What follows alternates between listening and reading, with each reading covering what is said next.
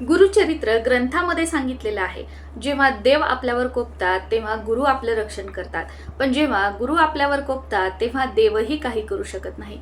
इतकं महत्त्व गुरूंचं आणि गुरूंच्या सेवेचं आपल्या आयुष्यामध्ये आहे. आता तर अधिक मास सुरू आहे. या अधिक मासामध्ये आपण सर्वजण आपापल्या परीने दानधर्म, सेवा, व्रतवैकल्य आणि पारायण करत असतो. यासोबतच या अधिक मासामध्ये आपली कुलदेवी, कुलदेव, आपले पित्र आणि आपल्या गुरूंची सेवा आपण आवर्जून करायला हवी. गुरुकृपेसाठी गुरूंची सर्वात प्रभावी सेवा म्हणजे गुरुचरित्र पारायण. नमस्कार मंडळी, मी प्रांजली. या व्हिडिओमध्ये मी तुमच्यासोबत अतिशय साध्या व सोप्या पद्धतीने गुरुचरित्र पारायण कसं करावं, गुरुचरित्र पारायण करताना नियम कोणते पाळावे, काय खावं काय खाऊ नये, गुरुचरित्र पारायणाचं उद्यापन कसं करायचं, उद्यापनाच्या 3 पद्धती तुमच्यासोबत शेअर करणार आहे. आणि सर्वात महत्त्वाचं, कोणत्या दिवशी पारायणाला सुरुवात करायची. 7 दिवसांचं पारायण करायचं असेल तर रोज किती अध्याय वाचायचे, 3 दिवसांचं पारायण करायचं असेल तर रोज किती अध्याय वाचायचे, महिलांनी पारायण करावं का, पारायणामध्ये जर तुम्हाला एखादा नियम पाळणं शक्य नसेल तर काय करावं, अशी सगळी माहिती तुमच्यासोबत शेअर करणार आहे. गुरुचरित्र पारायणाचं नाव जरी ऐकलं तर आपल्यापैकी बरेच जण घाबरतात. इच्छा असूनही गुरुचरित्र पारायण करत नाहीत. का तर गुरुचरित्र पारायणांच्या अवघड नियमांमुळे. गुरुचरित्र पारायणाचे नियम अवघड नाहीयेत, ते नियम आपल्यापर्यंत अवघड करून पोहोचवण्यात आलेले आहेत. त्यामुळे इच्छा असूनही आपण गुरुचरित्र पारायण करत नाही. त्यातली त्यात बऱ्याचशा महिला अशा असतात की त्या म्हणतात महिलांनी गुरुचरित्र वाचू नये, गुरुचरित्र ग्रंथाला स्पर्श करू नये, असं होतं तसं होतं तसं होतं. एक गोष्ट लक्षात घ्या, दत्त महाराज हे आपले आई, वडील, गुरु, बंधू, सखा सर्व काही आहेत. आणि आपण त्यांच्या मुलीनी, त्यांच्या बहिणीनी जर त्यांची सेवा केली, म्हणजे मुलीनी आई वडिलांची सेवा केली, बहिणीने भावाची सेवा केली, तर तो भाऊ, ते आई वडील त्यांना शिक्षा देतील का? अजिबात नाही देणार. या उलट त्या बहिणीच्या आयुष्यामध्ये, त्या मुलीच्या आयुष्यामध्ये ज्या काही अडचणी सुरू आहेत, जी काही कठीण परिस्थिती आहे, त्यातून बाहेर निघण्याचे मार्ग आपल्याला दाखवतील. त्याचप्रमाणे आपले दत्त महाराज हे दयाळू, मायाळू आणि कृपाळू आहेत. ते कधीच कोणाचं वाईट करत नाहीत. इवन कोणतेही देव, कोणतेही गुरु कधीच कोणाचं वाईट करत नाहीत. आपल्यासोबत जे काही वाईट होत असतं ते आपल्या कर्मानुसार होत असतं. इथे एक गोष्ट लक्षात घ्या, देव हा भक्तीचा विषय आहे, भीतीचा विषय नाहीये. त्याच्यामुळे कोणतीही सेवा करताना मनातील भीती काढून टाका आणि सेवा करा. या उलट कोणत्याही वाईट गोष्टी करताना आपले कर्म त्या वाईट गोष्टीचे पुढे आपला भोग म्हणून उभे राहणार आहेत याचा विचार करून वाईट कर्म करायला घाबरा, पण सेवा करायला कधीही घाबरू नका. आणि मी स्वतः तुमच्या समोर आहे. 2019 पासून मी प्रत्येक महिन्याला गुरुचरित्र पारायण करते. माझ्यासोबत वाईट काहीच झालेलं नाहीये. या उलट आपण म्हणतो ना की दुर्भाग्य सौभाग्यामध्ये बदलणं, परिस्थिती बदलणं, दिवस पालटणं, सोन्याचे दिवस येणं, तर हे सगळे अनुभव मी स्वतः घेतलेले आहेत. आणि आपल्यापैकी बरेच जण म्हणतात बघा की अशी कोणती एक सेवा आहे का की आपल्या लाईफमध्ये असणाऱ्या सगळ्या संकटांसाठी ती सेवा काम करेल आणि आपल्या आयुष्यातले सगळे संकट, समस्या त्या एका सेवेने संपतील. तर मी म्हणेल की हो, ती सेवा आहे. कर्जमुक्ती असू द्या, मुलांचे लग्न होत नाहीयेत, संतान प्राप्तीसाठी प्रॉब्लेम आहे, नोकरी लागत नाहीये, घरात पैसा टिकत नाहीये, घरात व्यसन करणारी मंडळी आहेत, या व्यतिरिक्त अजून जेही काही तुमच्या लाईफमध्ये प्रॉब्लेम्स असतील त्या सगळ्या प्रॉब्लेमसाठी सेवा म्हणजे गुरुचरित्र पारायण. मी नाही म्हणणार की एक वेळा गुरुचरित्र पारायण केलं की तुमच्या आयुष्यामध्ये चमत्कार होतील. मी नाही म्हणणार की एका रात्रीमध्ये चमत्कार होईल तुम्ही हे पारायण केलं तर. पण हो, मी एवढं तुम्हाला नक्कीच सांगू शकते, 100% काय, अगदी 1000% सांगू शकते की तुम्ही आजपासून किंवा कोणत्याही महिन्यापासून 1 वर्ष प्रत्येक महिन्याला गुरुचरित्र पारायण करा. आणि 1 वर्षानंतर तुमचं 1 वर्षापूर्वीचं आयुष्य आणि तुमचं 1 वर्षानंतरचं आयुष्य तुम्ही बघाल ते पूर्णपणे चेंज झालेलं असेल, बदललेलं असेल. मी यूट्यूबवरती मी प्रत्येक महिन्याला गुरुचरित्र पारायण कसं करते हा व्हिडिओ टाकलेला होता आणि तो बघून बऱ्याच जणांनी गुरुचरित्र पारायण केलं आणि त्याचे अनुभव सुद्धा माझ्यासोबत शेअर केलेले आहेत. खरंच सांगते मंडळी, आजकाल ना आपल्याला कोणाची साथ नाहीये, कोणाचा आधार नाहीये. ज्यांना आपण आपलं आपलं म्हणतो ती माणसं धोका देतात आणि ज्यांना आपण आपलं म्हणतो, आपल्या सगळ्या समस्या सांगतो, तर ती आपली माणसं 1 वेळा तुमचं ऐकून घेतात, 2 वेळा ऐकून घेतात आणि 3ऱ्या वेळेला कडेकडेने जातात, पण तुमच्याकडे बघत सुद्धा नाहीत. असं का? कारण त्यांना वाटतं काय याचं दरवेळेस तेच रडगाणं, हा नेहमी नेहमी तेच सांगतो. पण आपले दत्त महाराज गुरु तुम्हाला कधीच असं म्हणणार नाहीत. तुम्ही दिवसातून 10 वेळा त्यांना समस्या सांगा, त्यांच्या समोर रडा, रोज त्याच गोष्टी सांगा, पण ते तुम्हाला कधीच कंटाळणार नाहीत किंवा तुम्हाला कधीच म्हणणार नाहीत रोज रोज मला तेच काय सांगतो. या उलट त्या परिस्थितीतून बाहेर निघण्याचे मार्ग ते तुम्हाला दाखवतील. गुरुचरित्र पारायणाची सुरुवात आपण कोणत्याही शनिवारपासून करू शकतो, पण गुरुचरित्र ग्रंथामध्ये सांगितलेलं आहे, मन असता पवित्र सदा सर्व काळ वाचावे श्री गुरुचरित्र. त्यामुळे तुम्ही कोणत्याही दिवसापासून गुरुचरित्र पारायणाला सुरुवात करू शकता. आणि आता तर अधिक मास आहे, या अधिक मासामध्ये कोणत्याही दिवसापासून सुरुवात करा. या अधिक मासात तुमच्याकडून गुरुचरित्र पारायण घडलं तर सोन्याहून पिवळं आणि तुमच्यासारखे भाग्यवान तुम्हीच असाल. उद्या म्हणजे गुरुवारपासून मी स्वतः या महिन्यातल्या गुरुचरित्र पारायणाला सुरुवात करणार आहे. आपल्यापैकी जर बऱ्याच जणांना गुरुचरित्र पारायण करायचं असेल तर नक्कीच मी तुमच्यासोबत लाईव्ह गुरुचरित्र पारायण करेल, पण त्यासाठी तुम्हाला खाली कॉमेंटमध्ये सांगावं लागेल. बऱ्याचशा कॉमेंट आल्या तर मी लाईव्ह करेल, नाही तर माझं नेहमीचं जे पारायण करण्याची पद्धती आहे त्यानुसार तर मी करणारच आहे. मी प्रत्येक महिन्याच्या शक्यतो पहिल्या आठवड्यामध्ये पारायण करण्याचा प्रयत्न करते, पण आता अधिक मास होता, म्हटलं चला अधिक मास सुरू झाल्यानंतर या महिन्यातल्या पारायणाला सुरुवात करावी. आता तुम्ही 7 दिवसांचं पारायण करू शकता किंवा 3 दिवसांचं पारायण करू शकता. यापूर्वी जर तुम्ही पारायण केलेलं असेल तर तुम्ही 3 दिवसांचं पारायण केलं तर चालेल, पण यापूर्वी कधीही तुम्ही पारायण केलेलं नसेल तर तुम्ही 7 दिवसांचं पारायण करा. कारण 3 दिवसांचं पारायण करायचं म्हटलं तर रोज 3.5 ते 4 किंवा 4.5 तास वाचन करावं लागतं एकाच जागेवर बसून. आणि 7 दिवसांचं आपण पारायण केलं तर रोज 2 ते 2.5 तास आपल्याला वाचनासाठी लागतात. 7 दिवसांचं पारायण करताना 7व्या दिवशी उद्यापन करायचं असतं आणि 3 दिवसांचं पारायण करताना 3ऱ्या दिवशी उद्यापन करायचं असतं. जर तुमचं घर मोठं आहे, घरामध्ये लहान मुलं नाहीयेत, तर अशा वेळेला तुम्ही पूजा मांडणी करू शकता आणि तिथे समोर बसून पारायण करू शकता. पण तुमचं घर लहान आहे, घरामध्ये लहान मुलं आहेत, ते 7 दिवस किंवा 3 दिवस पूजा मांडणी तशीच ठेवू शकणार नसतील तर तुम्ही देवघरासमोर बसून पारायण केलं तरी सुद्धा चालेल. ज्या दिवशी आपण पारायणाला सुरुवात करणार आहोत त्या दिवशी सर्वप्रथम आपल्याला संकल्प करायचा आहे आणि त्या संकल्पामध्ये आवर्जून आपण किती दिवसाचं पारायण करणार आहोत याचा उल्लेख करायचा आहे. संकल्प करून झाल्यानंतर त्या दिवशीचे जेवढे अध्याय आहेत ते वाचन करून घ्यायचे. त्यानंतर ग्रंथाला साखर, खडी साखर किंवा काहीतरी गोडाचा नैवेद्य दाखवायचा किंवा एखाद्या फळाचा नैवेद्य दाखवायचा आणि त्यानंतर आरती करायची आहे. सुरुवातीला गणपती बाप्पांची आरती, त्यानंतर दत्त महाराजांची आरती करायची आहे. 7 दिवसांचं किंवा 3 दिवसांचं पारायण करत असताना उपवास करण्याची गरज नाही. शक्य झालं तर जितक्या सकाळी तुम्हाला शक्य होईल तितक्या सकाळी तुम्ही पारायण करू शकता. पण माझ्यावरून मी तुम्हाला सांगते, सकाळी आपल्याला घरातली कामं असतात, मिस्टरांचा टिफिन असतो, मुलांचे डबे असतात, घरामध्ये मोठी मंडळी असतात, त्यांचे गोळ्याचे टायमिंग असतात, त्यांना वेळेवर नाश्ता जेवण द्यायचं असतं. मग यामुळे काय होतं की सकाळी पारायण करणं शक्य होत नाही. मग तुम्ही सायंकाळी 4 ते 4:30 वाजेपर्यंत कधीही पारायण करू शकता. फक्त दुपारी 12 ते 12:30 या वेळेमध्ये पारायण करायचं नाहीये, कारण ती दत्त महाराजांची भिक्षा मागण्याची वेळ आहे. बऱ्याच जणांचा प्रश्न असतो की गुरुचरित्र पारायण करताना रोजचे अध्याय वाचताना मध्ये उठलं तर चालतं का, बाथरूमला वगैरे गेलं तर चालतं का? तर असं नाही. रोजचे जे अध्याय आहेत ते वाचन करत असताना मध्ये उठायचं नाही, मध्ये कोणाशी बोलायचंही नाही. रोजचे जे अध्याय आहेत ते वाचन करायचे, नैवेद्य आरती करायची आणि त्यानंतरच आपल्याला आपलं आसन सोडायचं आहे. आता ज्या मंडळींना खाली फरशीवर बसता येत नाही पण पारायण करण्याची इच्छा आहे तर त्यांनी टेबल खुर्चीवर बसून पारायण केलं तरी सुद्धा चालू शकतं.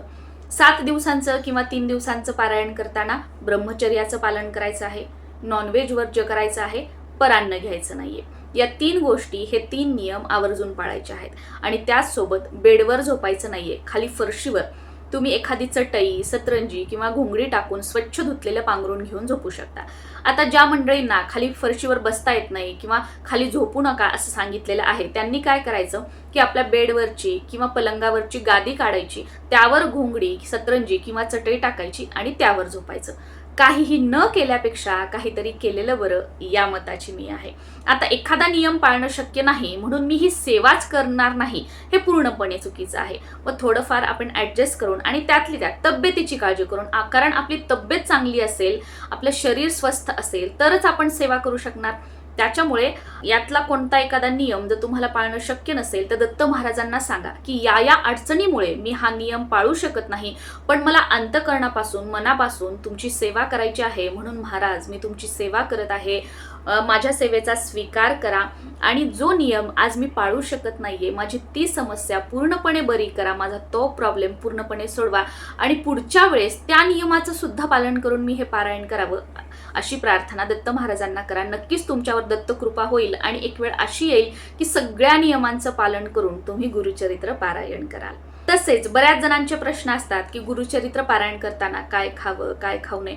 बरेच जण म्हणतात उपवास करायचा, बरेच जण म्हणतात की एक धान्यच खावं, ह्या भाज्या खाऊ नयेत, ते कडधान्य खाऊ नयेत. तर बघा असं काहीही नाहीये.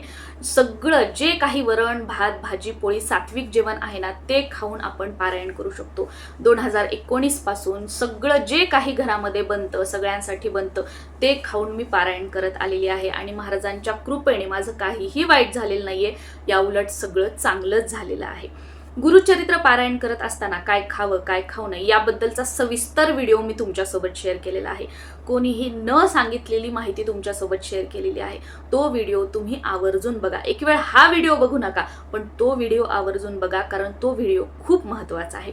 त्या व्हिडिओची लिंक खाली डिस्क्रिप्शन बॉक्समध्ये मी तुम्हाला दिलेली आहे. तो व्हिडिओ नक्की बघा. हा व्हिडिओ इथे सोडून दिला तरी सुद्धा चालेल. आता गुरुचरित्र पारायण करत असताना जर मासिक पाळी सुतं किंवा गावाला जावं लागलं तर काय करायचं, हे पण बऱ्याच जणांचे प्रश्न असतात. आता मासिक पाळीची तारीख ही तर आपल्या सर्वांना माहीतच असते. जर आपल्याला माहिती आहे की पुढच्या आठवड्यामध्ये या आठवड्यामध्ये माझी मासिक पाळीची तारीख आहे तर आपण पारायणाला सुरुवातच करायची नाही. मासिक पाळी होऊन गेल्यानंतर आपल्याला पारायणाला सुरुवात करायची आहे. पण समजा कधी अचानक मासिक पाळी आली तर आपल्या घरातील इतर मंडळींनी ते पारायण पूर्ण केलं तरी सुद्धा चालू शकतं. ते पारायण आपण पूर्ण ग्राह्य धरू शकतो. तुम्हाला सुतक पडलं तर मात्र पारायण तुम्हाला तिथेच थांबवायचं आहे आणि तुमचं सुतक संपल्यानंतर आणि खूपच जवळचे व्यक्ती जसं की तुमचे सासू सासरे दीर जाऊ आई वडील असे असतील तर मात्र 1.25 महिना तुम्हाला पारायण करायचं नाहीये. 1.25 महिना झाल्याच्या नंतर परत तुम्ही पारायणाला सुरुवात करू शकता. आणि दूरचं भावकीत कोणीतरी वारलेलं असेल तर सुतक संपल्यानंतर कोणत्याही दिवशीपासून परत सुरुवातीपासून तुम्हाला पारायणाला सुरुवात करायची आहे. आता पारायण आपलं सुरू आहे तर गावाला जायचं टाळायचं आहे आपल्याला, कारण पारायण सुरू आहे. पण समजा अचानक कुठेतरी तुम्हाला गावाला जावं लागलं तर अशा वेळेला तुमच्या घरातील इतर मंडळींनी पारायण केलं तरी सुद्धा चालू शकतं. आता घरातलं कोणी पारायण करणारं नसेलच तर मग अशा वेळेला एखाद्या गुरुजींना तुम्ही सांगायचं किंवा तुमच्या भावकीतील कोणीतरी असेल तर त्यांना हे पारायण पूर्ण करायला सांगायचं. पण अर्धवट पारायण ठेवून आपल्याला घर बंद करून गावाला वगैरे जायचं नाहीये. आता उद्यापन करण्याच्या 3 पद्धती आहेत. पहिल्या पद्धतीनुसार जर तुम्हाला एखादं जोडपं मिळालं तर त्यांना बोलवायचं आहे. शेवटच्या दिवशीचे जे अध्याय आहेत ते पठण करून घ्यायचे. दत्त महाराजांना नैवेद्य दाखवायचा. वरण भात भाजी पोळी एखादा गोड पदार्थ, भाजी घेवड्याच्या शेंगाची भाजी बनवायची आहे किंवा तुम्ही पूर्णावरणाचा स्वयंपाक बनवला तरी सुद्धा चालू शकतो. 3 नैवेद्य वाढायचे, नैवेद्य दाखवायचा, आरती करायची. त्यानंतर जे जोडपं बोलवलेलं आहे त्यांचा मान सन्मान करायचा, त्यांना जीव घालायचं, त्या महिलेची ओटी भरायची, त्या दादांना यथाशक्ती तुम्हाला जी काही घडेल ती दक्षिणा द्यायची आणि या प्रकारे आपलं उद्यापन संपन्न करायचं. दुसऱ्या पद्धतीनुसार समजा तुमच्याकडे कोणी जोडपं जेवायला येत नसेल किंवा जोडपं मिळत नसेल उद्यापनासाठी, अशा वेळेला काय करायचं, शिदा वाढून ठेवायचा. जेव्हा आपण शेवटच्या दिवशीचं पारायण करतोय त्यावेळेला शिदा बाजूला काढायचा, त्या शिदाचं पूजन करायचं, त्या शिद्यावर यथाशक्ती तुम्हाला जी काही दक्षिणा ठेवायची आहे ती ठेवायची आणि तो शिदा एखाद्या गरजू व्यक्तीला द्यायचा किंवा सिग्नलवर वगैरे जे असतात मागणारे लोक त्यांना द्यायचा किंवा तुमच्या घराच्या आजूबाजूला कोणी गुरुजी राहत असतील ते शिदा वगैरे घेत असतील त्यांना द्यायचा. आणि या 3ही गोष्टी शक्य नसतील तर सरळ तुमच्या घराच्या आजूबाजूला जिथे कुठे एखादं मंदिर असेल, कोणतंही मंदिर असू द्या, त्या मंदिरामध्ये तो शिदा आपल्याला अर्पण करून यायचा आहे. आता ह्या 2 पद्धती पहिल्या शक्य नसतील तर तिसऱ्या पद्धतीनुसार शेवटच्या दिवशीचे अध्याय वाचायचे, नैवेद्य दाखवायचा, आरती करायची आणि त्या दिवशी घराच्या बाजूला एखादं दत्त मंदिर असेल किंवा कोणतंही मंदिर असेल तर त्या मंदिरामध्ये जायचं. यथाशक्ती जी काही तुम्हाला दक्षिणा घडेल की उद्यापन करायचं म्हटलं तर मला एवढा खर्च आला असता, तेवढे पैसे घ्यायचे, त्या मंदिरामध्ये प्रार्थना करायची की मी 7 दिवसांचं किंवा 3 दिवसांचं पारायण केलेलं आहे आणि त्याचं उद्यापन म्हणून ही यथाशक्ती मला जी दक्षिणा घडली ती मी इथे दानपेटीमध्ये अर्पण करत आहे. या प्रकारे आपलं साधं सोपं उद्यापन जे आहे ते पूर्ण झालं. आता सर्वात महत्त्वाचं, 7 दिवसांचं पारायण करायचं असेल तर रोज किती अध्याय वाचायचे हे गुरुचरित्र ग्रंथामध्येच दिलेलं आहे आणि गुरुचरित्र ग्रंथामध्ये नियम सुद्धा सांगितलेले आहेत. हा आहे गुरुचरित्र ग्रंथ. हा आहे श्री स्वामी समर्थ केंद्रातील गुरुचरित्र ग्रंथ. तुम्ही हा ग्रंथ वाचू शकता किंवा मार्केटमध्ये जो मोठा ग्रंथ मिळतो तो ग्रंथ सुद्धा तुम्ही पठण करू शकता. आता तो ग्रंथ प्रभावी का हा ग्रंथ प्रभावी असं काहीही नाहीये. मार्केटमधला जो ग्रंथ आहे मोठा, तर तो ग्रंथ जो आहे तो पूर्ण आहे आणि हा केंद्रातला ग्रंथ जो आहे तर याच्यामध्ये ज्या ओव्या मोठ्या गुरुचरित्र ग्रंथातील महिलांनी वाचू नये असं म्हटलं जातं त्या ओव्या कट करून हा जो ग्रंथ आहे तो बनवलेला आहे. त्याच्यामुळे महिला पुरुष अगदी प्रत्येक जण हा ग्रंथ पठण करू शकतात. आता बरेच जण म्हणतात की महिलांनी गुरुचरित्र पठण करू नये, मोठा ग्रंथ. तर बघा, मी स्वतः मोठा ग्रंथ सुद्धा पठण केलेला आहे, त्यानेही सुद्धा आपलं काही वाईट होत नाही. पण असं म्हणतात की त्या मोठ्या ग्रंथामध्ये काही अशा ओव्या आहेत की त्यामुळे आपली जी गर्भपिशवी असते त्यावर ताण येतो किंवा गर्भपिशवीच्या ज्या समस्या आहेत त्या पुढे आपल्याला ओढावू शकतात, म्हणून तो ग्रंथ वाचू नये महिलांनी असं म्हटलं जातं. मग तुम्ही हा जो ग्रंथ आहे ना तर तो ग्रंथ पठण करू शकता. तर 7 दिवसांचं पारायण करताना पहिल्या दिवशी 1 ते 9 अध्याय वाचायचे आहेत, दुसऱ्या दिवशी 10 ते 21 अध्याय वाचायचे आहेत, तिसऱ्या दिवशी 22 ते 29 अध्याय वाचायचे आहेत, चौथ्या दिवशी 30 ते 35 अध्याय पठण करायचे आहेत, 5व्या दिवशी 36 ते 38 अध्याय वाचायचे आहेत, 6व्या दिवशी 39 ते 43 अध्याय पठण करायचे आहेत आणि 7व्या दिवशी 44 ते 53 अध्याय वाचून 7 दिवसांच्या गुरुचरित्र पारायणाची सांगता करायची आहे. समजा तुम्हाला 3 दिवसांचं पारायण करायचं असेल तर पहिल्या दिवशी 1 ते 24 अध्याय पठण करायचे आहेत, दुसऱ्या दिवशी 25 ते 37 अध्याय पठण करायचे आहेत आणि तिसऱ्या दिवशी 38 ते 53 अध्याय पठण करून तुम्हाला गुरुचरित्र पारायणाची सांगता करायची आहे. आय होप गुरुचरित्र पारायणाबद्दल तुम्हाला संपूर्ण माहिती मिळाली असेल. पण तरी सुद्धा अजून काही प्रश्न असतील तर खाली कॉमेंटमध्ये विचारा, नक्कीच त्यांची उत्तरं देण्याचा मी प्रयत्न करेल. आणि हो, 7 दिवस किंवा 3 दिवस कितीही दिवसांचं तुम्ही पारायण करा, आसन एकच ठेवायचं आहे आणि बसायला जागा सुद्धा एकच ठेवण्याचा प्रयत्न करायचा आहे आणि वाचनाची वेळ सुद्धा एकच ठेवायची आहे. एखाद्या दिवशी जर काही अडचण आली तर काही हरकत नाही, पण आज सकाळी वाचलं, उद्या दुपारी वाचलं, परवा संध्याकाळी वाचलं असं करू नका. 1 ते 1च वेळ वाचनाची ठेवायला प्रयत्न करा. नमस्कार.